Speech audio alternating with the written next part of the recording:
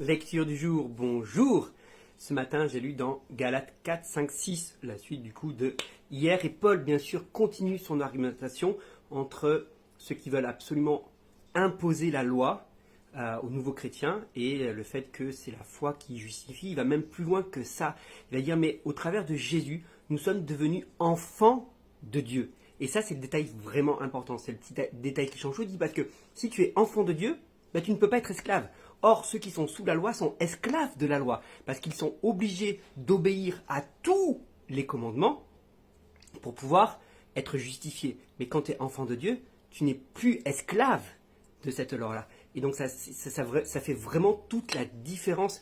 Et il parle bien sûr de ce que les fruits de la loi vont produire et ce que les fruits de la foi vont produire, parce que quand on est sous la loi, ça engendre, on a dit l'esclavage, ça engendre des contraintes, ça engendre la mort au final, parce qu'on n'est pas capable de respecter toute la loi. Et quand on est sous la foi, on devient enfant de Dieu. Et quand on est enfant de Dieu, il y a Jésus qui vit en nous. Et quand Jésus vit en nous, alors on peut exprimer le fruit de l'esprit, qui est l'amour, la joie, la bonté, la bénignité, la bienveillance, la tempérance, et toutes ces choses-là que tu peux relire dans Galates. Et donc c'est vraiment un détail important. Je pense qu'on ne se l'approprie pas assez. Et on a chanté ce chant tout à l'heure, je ne suis plus esclave. Mais on a dit de la peur. C'est vrai que c'est pas faux, je ne suis plus esclave de la peur. Mais Paul insiste tout simplement que je ne suis plus esclave de la loi, je suis enfant de Dieu.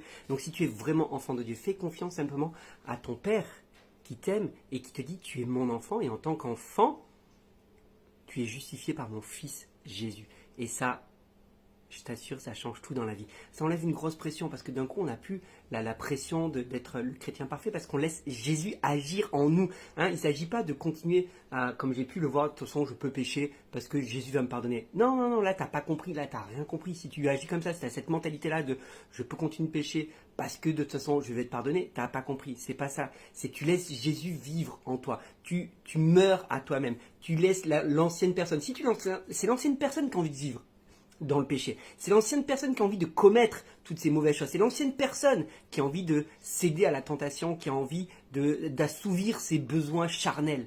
Mais la nouvelle personne qui laisse Jésus vivre en lui, elle n'a plus envie de pécher. Elle n'a plus envie d'assouvir ses besoins charnels, ou pas ses besoins, ses désirs charnels, parce qu'il faut la différence entre besoin et désir. Et quand tu laisses Jésus vivre en toi, alors forcément, ce sont des fruits qui vont dans le sens de la vie de Jésus lui-même. Et qu'est-ce que Jésus a fait? Il a aimé les gens, il a aimé son prochain, il a même donné sa vie pour son prochain. Et donc voilà, laisse Jésus vivre en toi, réalise que tu es pleinement enfant de Dieu, donc tu n'es pas esclave. Bonne journée et partage cette vidéo.